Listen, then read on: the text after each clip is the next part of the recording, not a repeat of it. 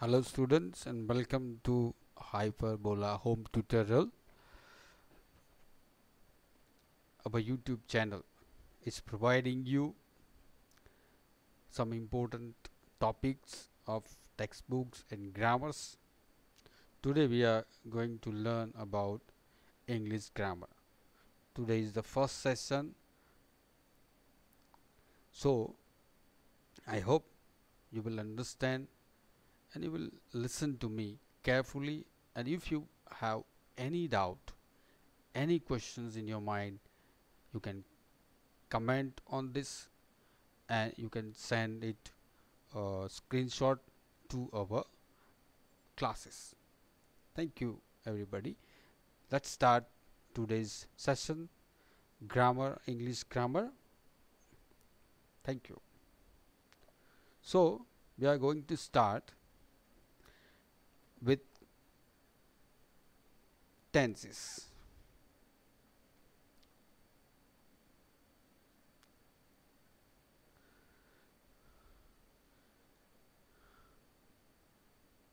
I know everybody, जैसे ही हम लोग टेंसेस का नाम लेते हैं आप बोर हो जाते हो यार, फर्स्ट स्टैंडर्ड से टेंसेस टेंसेस टेंसेस सीख रहे हैं। ऐसा नहीं है। टेंसेस इसलिए इम्पोर्टेंट है क्योंकि जो भी दूसरे मतलब रिलेटेड सेंटेंसेस हमको बनाने हैं, रिलेटेड टॉपिक हमको सीखने हैं, वो सब टेंसेस के हिसाब से ही होते हैं। फॉर एग्जांपल टेंसेस के बाद हम लोग लेंगे कि भाई एक्टिव एंड पैसिव वॉइस। तो एक्टिव पैसिव वॉइस आपको जब भी कन्वर्ट करना है तो आपको टेंस आने चाहिए, उसी के हिसाब से आप कर सकते हैं। As we know that we are learning in English medium section, तो ये जो इंग्लिश मीडियम स्ट्रीम है ना, उसमें हम जो सीख रहे हैं वो हमको इजी लगता है, लेकिन as a Gujarati we have to understand English well with grammar. क्योंकि जो ब्रिटिश इंग्लिश होता है, अमेरिकन इंग्लिश होता है, उसमें ग्रामर बहुत ज़्यादा नहीं होता है। हम लोग जो इंग्लिश बोलते हैं वो ग्रामेटिकल प्योर इंग्लिश होता है। तो आपको इंग्लिश सीखना है तो टेंस इज सबसे पहले, ठीक है ना। तो ओवरव्यू लेंगे। मैं आप सब जानता हूँ कि भाई इंग्लिश मीडियम में आप पढ़ रहे हो तो टेंसेस आपको आते ही होंगे, लेकिन समझना बहुत ज़रूरी है। हम लोग शुरुआत से शुरू करेंगे। सबसे पहले सिंपल प्रेजेंट टेंस।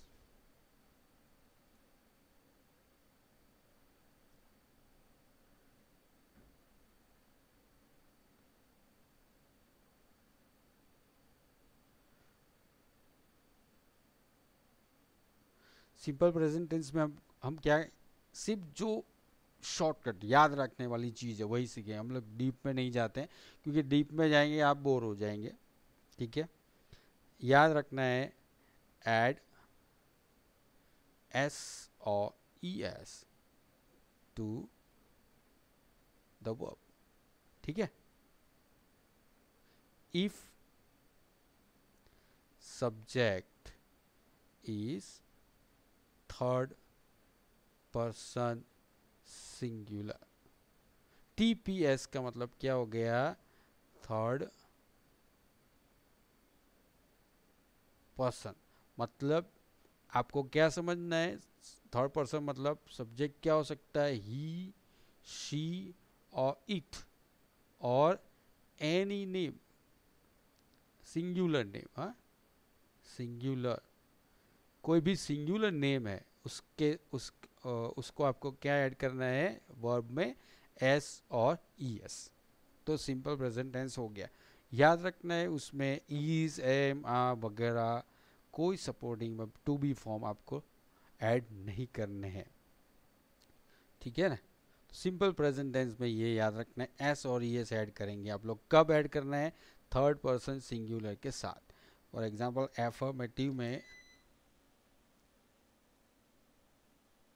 एफर्मेटिव में आपको याद रखना है कि भाई सबसे पहले क्या आएगा, सब्जेक्ट, ठीक है। फिर वर्ब, उसको एस और ई एस ऐड करना है, plus other words. For example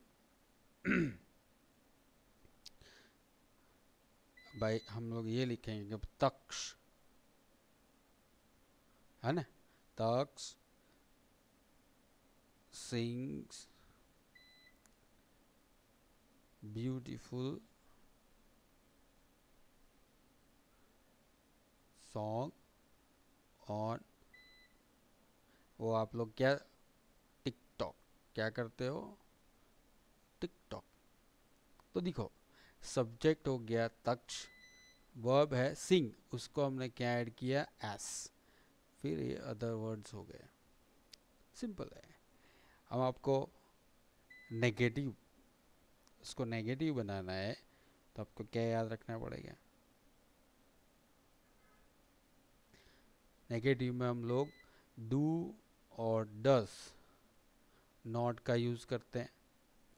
डस याद रखना है, डस कब यूज करना है, विथ ओनली, किसके साथ, ही, शी और इट, और एनी सिंगुलर नेम के साथ यूज करना है, बाकी किसी में यूज नहीं करना है, डू यूज करना है बाकी, ठीक है। डज कब यूज करना है ये याद रखना है, डू तो ऑटोमेटिकली हमको समझ में आ ही जाएगा।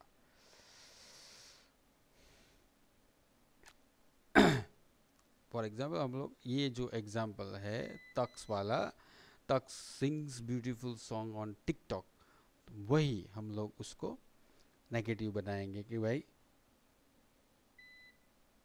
तक्स डज नॉट, होगा ना, डज नॉट क्यों होगा, क्योंकि तक्स थर्ड पर्सन सिंगुलर है, इसलिए Tux does not sing beautiful song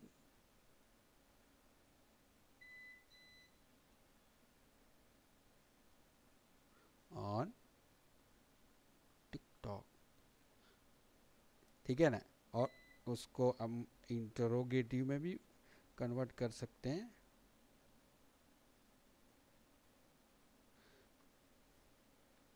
interrogative में क्या हो जाएगा, डू और डस आपको आगे लगाना है, प्लस सब्जेक्ट प्लस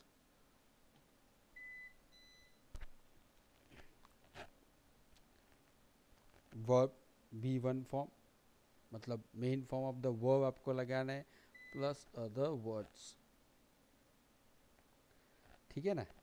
तो हम लोग उसका तक्स वाला ही एग्जांपल लेंगे, तक्स मतलब डज आएगा आगे,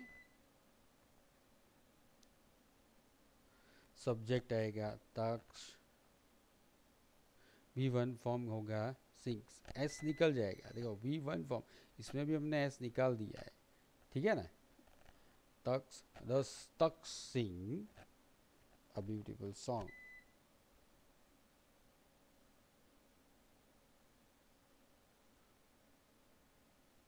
ऑन टिकटॉक। ये जो पॉइंट्स हमने लिखे हैं सिंपल, एक ही पेज में, सिंपल प्रेजेंट टेंस आपको आता ही है, फिर भी हमने एक बार रिवाइज किया है, आप समझ लो शॉर्टली। समझना क्या है इसमें, वर्ब जब थर्ड पर्सन सिंगुलर रहता है तो एफर्मेटिव सेंटेंस में आपको उसमें एस और एस लगाना है, जब नेगेटिव होता है तो डज यूज करना है, डज नॉट, और जब इंटरोगेटिव सेंटेंसेस बनाते हैं तो उसमें डज सब्जेक्ट के आगे लेके जाना है, और वर्ब जो होता है नेगेटिव सेंटेंस और इंटरोगेटिव में, जो वर्ब में एस और ई एस हमने जो ऐड किया उसको निकाल देना है, मतलब main form of the verb रखना है। सिंपल इतना से याद रखो, बहुत इजी है, इजीली याद रह जाएगा। नेक्स्ट हम लोग ये सिंपल प्रेजेंट टेंस के बाद सिंपल प्रेजेंट टेंस का एक एग्जांपल और ले लेते हैं कि भाई फॉर एग्जांपल ये लिखा है डू वी ओबे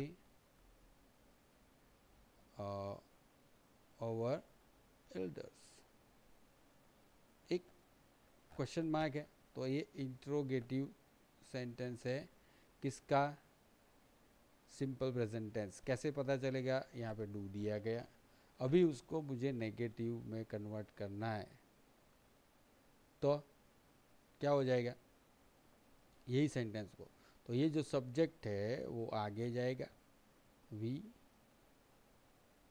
do not obey our Elder, ठीक है ना।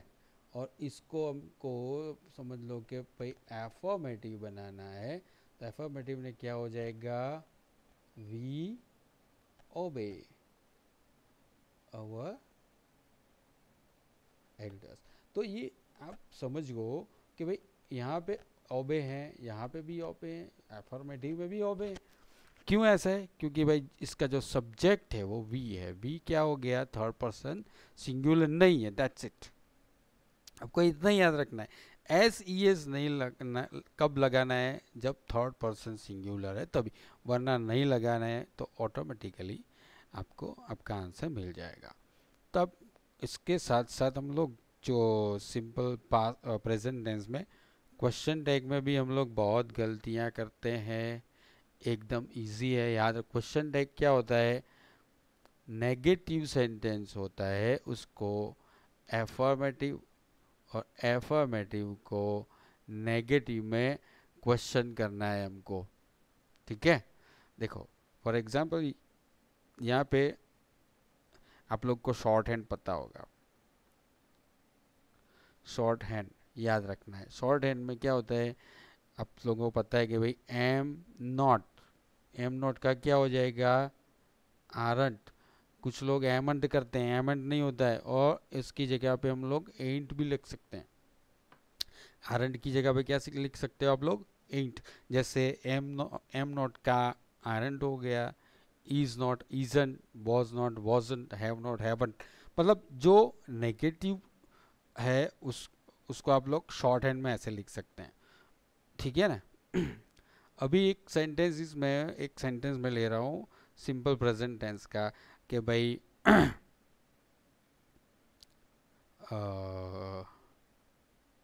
Kavya reads new messages on mobile. ये क्या हो गया, काव्या रीड्स। तो यहाँ से याद रखो, ये जो सब वर्ब है, काव्या सब्जेक्ट है, उसके साथ वर्ब रीड्स यूज हुआ, एस लगा है इसमें, तो डज याद रखना है, क्योंकि थर्ड पर्सन सिंगुलर के साथ हम लोग डज यूज करते हैं, तो डज हो गया। अभी ये एफर्मेटिव सेंटेंस है, Kavya reads new messages on mobile, तो ये एफर्मेटिव सेंटेंस है, तो उसका आंसर नेगेटिव में आएगा, मतलब डजंट क्या हो जाएगा, डजंट। काव्या लड़की है तो सी हो जाएगा, उसके साथ हम लोग क्वेश्चन मार्क लगाएंगे, तो ये हो गया उसका क्वेश्चन टैग। दूसरा एक एग्जांपल लेते हैं जो नेगेटिव रहेगा, तो नेगेटिव में तो डज नॉट दिया ही गया है, आपको वही याद रखना है। सिंपल प्रेजेंट टेंस में यहाँ पे एक दूसरा एग्जांपल लेते हैं कि भाई दे डू नॉट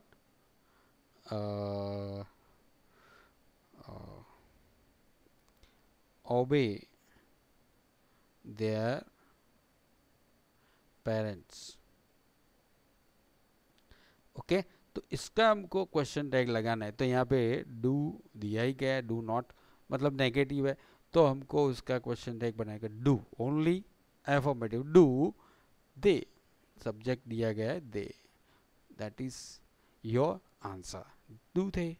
तो आप बोलने के टाइम पे क्वेश्चन टैग का ऐसे यूज कर, क्वेश्चन टैग 1 मार्क्स का आता ही है, और ये 1 मार्क बहुत कीमती होता है, हम लोग उसमें ध्यान नहीं देते, ऐसे एक मार्क करके हम लोग कितने मार्क गंवा देते हैं। सिंपल टॉपिक है ये, सारे टेंसेस में क्वेश्चन टैग आपको याद रखना है। ऐसे ही हम लोग हर टेंसेस में एक एक दो दो एग्जाम्पल देंगे, ठीक है, आप समझ सकते हो। अगर नहीं समझ में आता है तो कमेंट करके आप बता सकते हो, या फिर जितने मेरे स्टूडेंट्स हैं उनको तो मेरा नंबर पता ही है, आप मुझे कॉल करके भी पूछ सकते हो, ठीक है।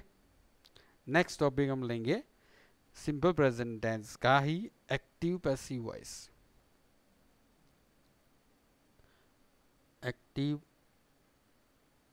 पैसिव वॉइस ये किस टेंस के रिलेटेड है? Simple present tense. ये हम लोग साथ में क्यों ले रहे हैं, एक बात सुन लो, क्योंकि हम लोग ये सालों से सीखते आ रहे हैं, तो उसका एक साथ रिवीजन होगा तो जल्दी याद रहेगा। क्योंकि एक एक टॉपिक आज सपोज सिंपल प्रेजेंट टेंस ही मैं सिखाऊंगा तो आप दूसरे दिन सोचोगे कि मैं सिंपल पास्ट टेंस ही सिखा रहे हैं, क्या सीखने का इसमें।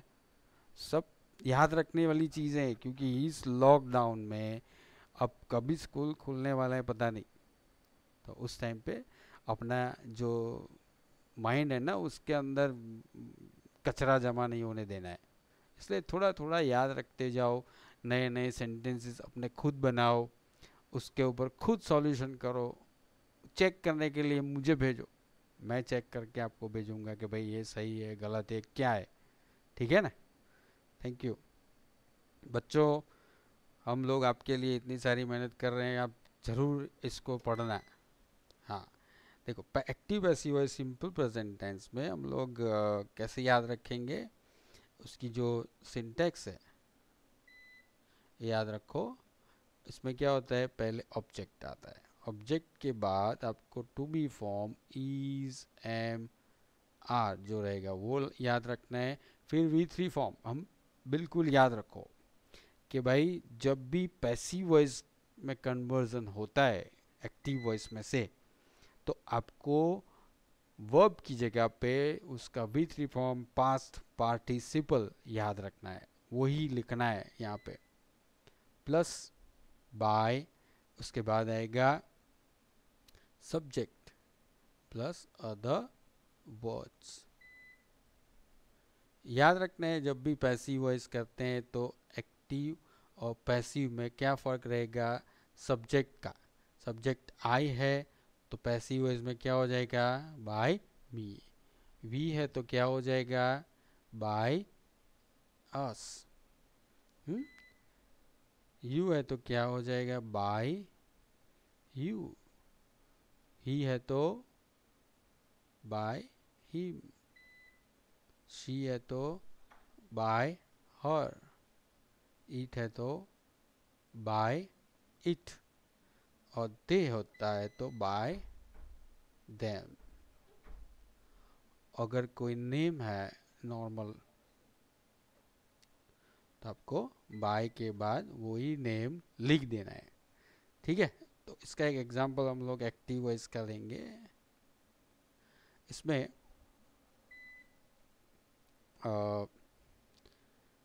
Active voice simple present tense का एग्जांपल लेते हैं। नौका,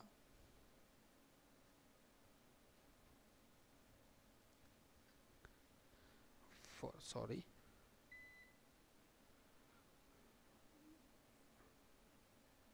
नौका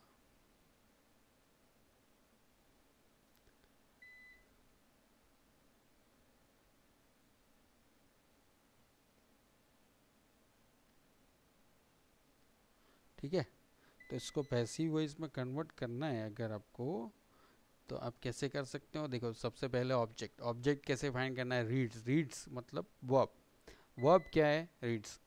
तो आप वर्ब को व्हाट से क्वेश्चन पूछ सकते हैं, व्हाट डज नौका रीड, तो क्या हो जाएगा, नॉवेल्स। तो नॉवेल्स क्या हो गया उसका ऑब्जेक्ट, तो मतलब नॉवेल्स।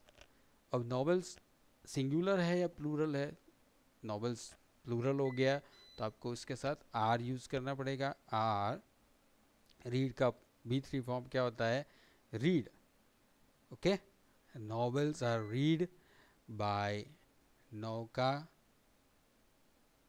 Every day. ठीक है ना, तो वो ये हो गया उसका पैसिव वॉइस, सिंपल है। इसका इंट्रोगेटिव जो होता है ना उसका भी बनेगा। तो क्या हो गया, सपोज इसका इंट्रोगेटिव ऐसा है कि डज नौका रीड नॉवेल्स, ऐसा एक क्वेश्चन है, उसका पैसिव वॉइस हमको बनाना है। तो डज की जगह पे हम लोग नॉवेल्स आगे आएगा, नाउ का पीछे जाएगा, ठीक है। तो डज की जगह पे हम लोग आर यूज करेंगे, आर नॉवेल्स रीड बाय नौका, ठीक है। ऐसे हम लोग पैसिव वॉइस में इंट्रोगेटिव सेंटेंस को भी कन्वर्ट कर सकते हैं। आज के लिए इतना ही काफ़ी है।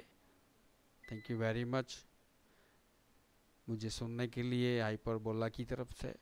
और आप कोई भी क्वेश्चन है तो उसका स्क्रीनशॉट लेके या फिर कमेंट करके हमको बता सकते हैं। Thank you very much.